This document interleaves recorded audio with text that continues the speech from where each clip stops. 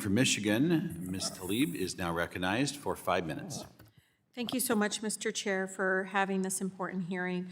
You know, Ms. Bailey, when you think 50% of HUD employees being illegally fired, many of them illegally fired, I don't think people understand the drastic impact it will have on all the housing crisis that we have. I think the private sector doesn't realize what is going to come down the pipes. I think getting rid of, again, this sort of oversight is also very detrimental. But I looked at the numbers. I said, what does 50% really mean? I saw it goes from 1,529 federal workers in HUD down to 765 people. Even the Office of Public and Indian Housing facilitates, get this, 3.5 million rental assistants.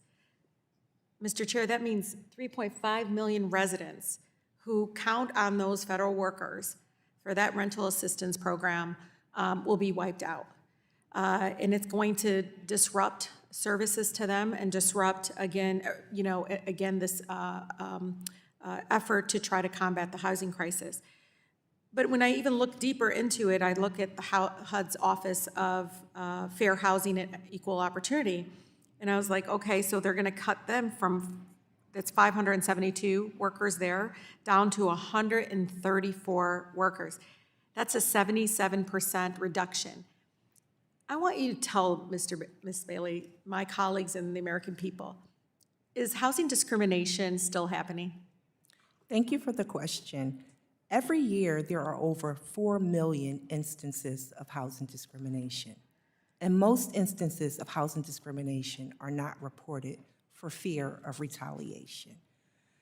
And every year, we have been doing a Fair Housing Trends report, and we see complaints of housing discrimination go up, and we are at record highs, with complaints based on discrimination for disability being the leading and majority of the complaints brought.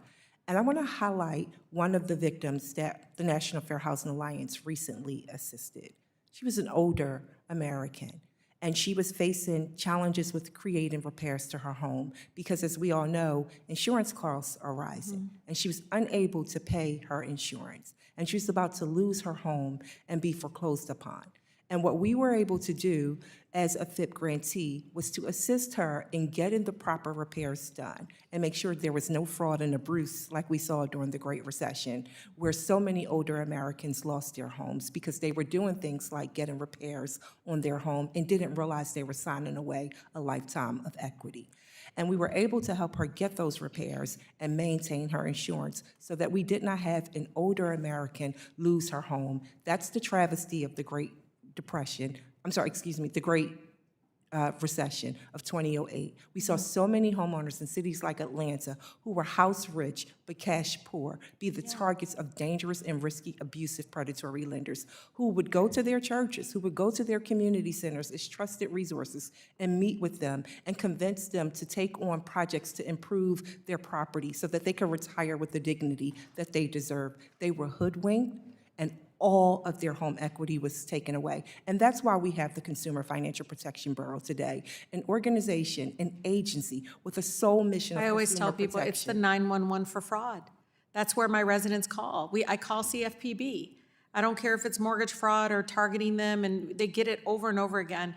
I can't believe they just got rid of this agency that pushes back against corporate greed and the scams that target I saw them do it to veterans, student loan borrowers, and everyone. But I want to get to a really important question. You know, one of the troubling reports that came out that Elon Musk and DOGE, there's so lack of transparency. I don't know why we don't have him at this committee hearing. I have so many questions to ask him on behalf of my residents. But they gained access to thousands of people's sensitive personal information. And Ms. Bailey, you know this, and I want my colleagues to know this.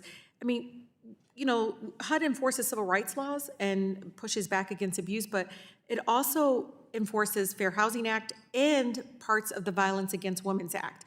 And often the records in HUD is not anonymous. Like, it's just out there for anybody to have access to that work for the federal government or is basically screened to have access to it. And I'm just, you know, I'm thinking of all those records of domestic violence cases and cases on housing discrimination. Can you talk about the safety and privacy issues for so many of our families that did turn to HUD for help? They won't have protection. So women who are trying to escape abusers, and including families with children who might be facing abuse, they won't have protection. Gentlewoman's time has expired. With that, the gentleman from Wisconsin, Mr. Fitzgerald, is recognized for 5 minutes.